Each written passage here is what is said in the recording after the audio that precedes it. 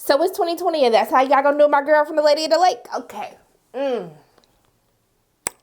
Well, that's disappointing.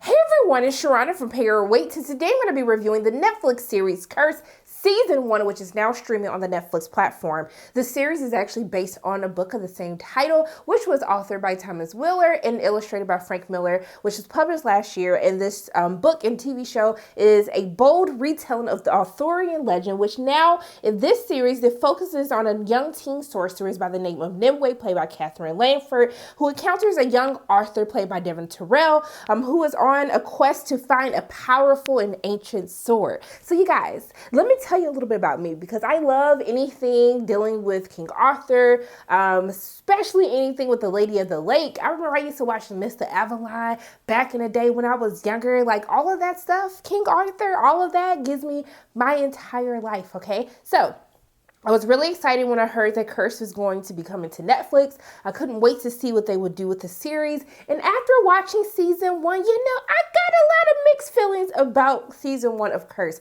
But for those of you who are new to my channel, I tell you what I like about the series, what I didn't like about the series, and is it worth your time binging or not this weekend, okay? Because we got a lot of content out there, but not enough time to watch all of it. So going into what I enjoyed about Curse. Everyone knows that I am a big champion of diversity, and especially in fantasy when literally all of this stuff is made up. King Arthur, the legend of King Arthur is based on a myth. And so to my surprise, when I turned on Curse and then Devin Terrell's character introduced himself and said, "I am Arthur," I said, "What?" I almost spit out my drink. I said, "Arthur is a black man?" I said, "Okay, I see you, Netflix. I see what y'all was doing with this." But overall, one of the things that I truly do appreciate is not only just the diversity is in, from the skin color, but also to the portrayal of women in Curse. They never try to beat it over your head. I'm all for diversity. I'm all for making sure women get their shine. But please do not beat everyone over their head like, "Hey guys, look at this black man. Look at this woman right here." They didn't do that in Curse. I thought that everything was very well balanced. It was really just as I continued to watch throughout the season, I was like, wow, they got a lot of black people in here. They got a lot of women in here. Like a lot of the warriors are women. I was just like, I am here for this. And you didn't have to say anything. You didn't have to address nothing. It was just there, okay? And it was normal. That is what I like to see. But I do want to give a shout out to a couple of the actors in this season, because even though I had some issues, actually I got a lot of issues with the writing of this season, there are a lot of actors involved in this project that I really do want to give some shine to. And first I would like to say Sebastian Armesto, who plays King Uther, which is a character that I really don't understand the purpose of having Uther in this season, but I thought that Sebastian does such a fantastic job that I was just like, you know what, it's okay, I'm gonna let this slide. He kind of gave me like a little, what's his name, Jonathan, the one who played in the Tudors, y'all, I can't name, Jonathan Rhys-Meyers. He gave me like a little feel of him, but I thought he did a really great job, especially in the second half of the season as King Uther. I thought he was absolutely fantastic. Also, too, can I give it up for my homie Squirrel? Because I was like, Squirrel, they gave you the worst writing ever in life. But actually, no, I would have to say that Squirrel probably did have some of the best writing, because some of the things that this young boy says, I'm like, that's exactly how a boy his age would speak and say things. It still didn't make sense when I was hearing it, but I was like, that's exactly how a young little boy would talk. But Billy Jenkins, who plays Squirrel, is absolutely adorable, did such a fantastic job. And then also to Emily Coates as Iris. I hate her character with all my heart and soul, and I'm not going to spoil anything for you to let you know why. But she was almost so annoying that I just had to give her props, because every time she came on screen, I was just like, why is this little girl not dead? Why has nobody killed her? Why? So, also to Devin Terrell, who plays Arthur in this series, even though I feel as though that they start off very well with his character, going into the background of how Arthur came to be, his backstory, I think he kind of loses his way towards the second half of the season, when he really just becomes like, hey, I'm just here for Nimue. And I was just like, oh, Okay, but you had all of these good things going for you the first half of the season. But I did think he did a fantastic job. And Shalom Broom Franklin, who plays Morgana, I thought she was actually fantastic as well, even though I do have an issue with her character when it comes to the very last episode of the series, which I will talk about in the cons. But overall, I liked where I could see the series was going.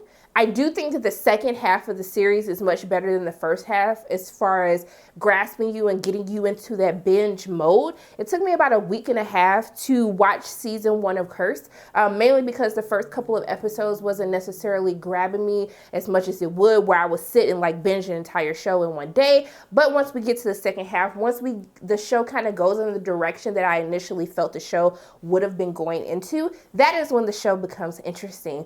And I feel like this is becoming a theme that during these like seasons, I feel like for the past couple of TV show reviews I've done, I've been saying the first half of the season is not that interesting, mainly when they focus on the main character, and then the second half of the season is always better. It ends on this cliffhanger where you were just like, well, why weren't you guys doing this the entire season? And this is the same case for Curse. It sets up a good season 2, a season 2 that I would be more inclined to watch than rewatching season 1. But due to the writing of the characters, how the writing is for Nimue, our lead character with Catherine Langford, who does a good job of what is given to her, but I think from a writing standpoint, it kind of fails her as an actress. And so, yeah, that's pretty much everything. Oh, also too, there's a lot of gore in Curse season 1, and I was just like, you know what? I might not be here for all of this writing, but I'm here for all of this gore, like blood gushing everywhere. I was just like, wow, I was really shocked that I was seeing all this blood. I felt like I was in the middle of a horror movie, but I thought that they did a really great job with that, and I hope that we get to see even more of that in season 2 if this makes it to a season 2. Now, that's it that we have for the pros. Let's get into what I didn't like about it. One of the biggest issues I have with season 1 of Curse is the writing.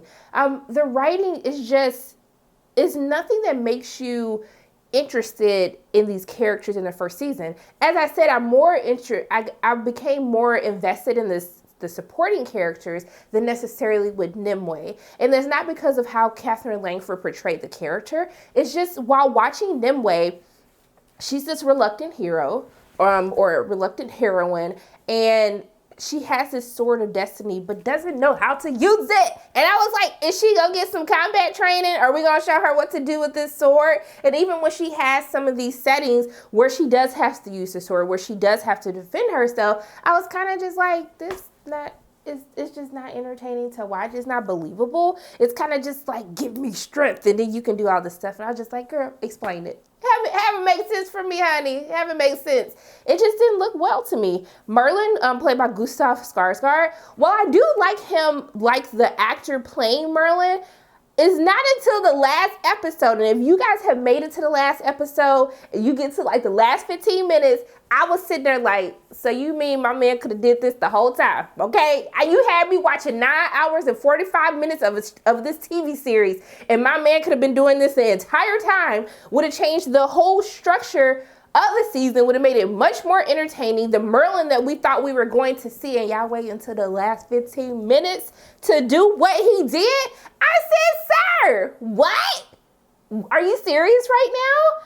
I was just like, that was just such a waste of a good actor, such a waste of a character. Not to say that like delving deeper into Merlin and his connections to all the characters in the story wasn't interesting to watch in a certain way, shape, or form. But if I was going to get what John gave me the last 15 minutes, I would have been like, yes, please, everyone go watch Curse, because they give us the Merlin that we deserve. But because he's sidelined into the last 15 minutes, I was just like, well, what was the point of having Merlin involved in all of this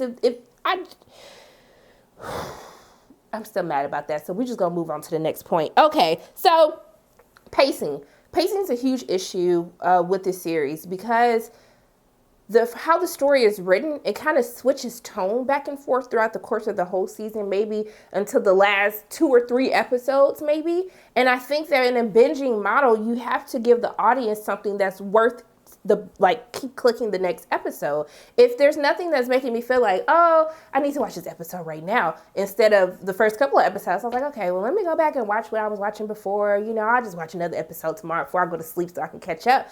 it doesn't grasp your attention in the first half of the season. And I really think that that's due to the lack of writing for its main character, getting you invested in Nimue very early on. And also, too, there's so many cool things that happen with these other characters, and especially with Morgana.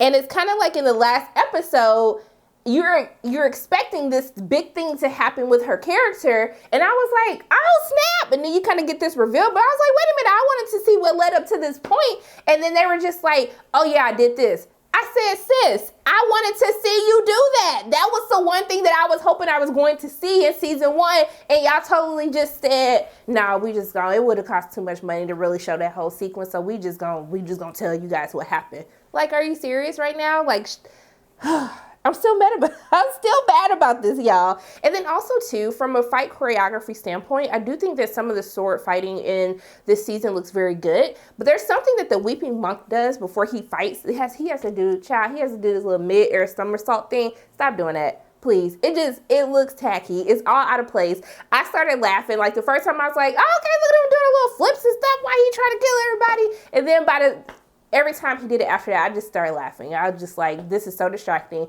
It's making me laugh. We really need to work on this for season 2. And then also, too, with the transitions, there's this, it could be considered cool, but for me, it was a distraction. They kind of go into these illustrations as they're transitioning to the next scene, but it really pulls you out of what is happening.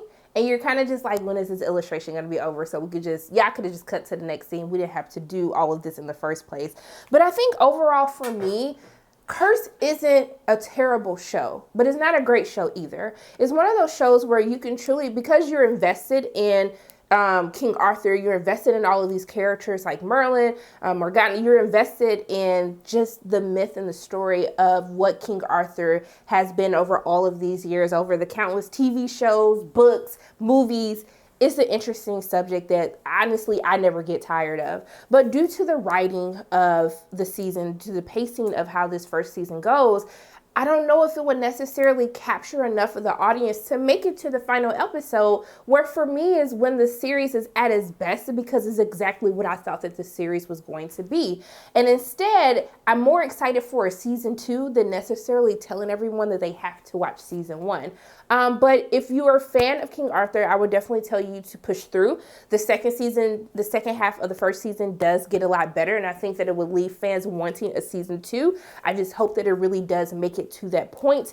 But overall, for me, it's kind of a mixed bag for Curse. Like, there is a lot of elements that I did enjoy. There's a lot of the actors and the supporting characters that I enjoyed a little bit more than necessarily Nimue, and I don't think that that's any fault to Catherine Langford. I think she did the best of what she could do with the material that was given to her. But yeah, those are pretty much my thoughts on Curse. I know this is a little bit lengthy, but I had a lot to talk about. So those are my thoughts on Curse season 1. As always, my name is Sharona from Pay or Wait. And if you like what you saw today, make sure you hit the like button, hit subscribe, share this video with your friends, and make sure you hit that notification bell. And I love you guys 3000.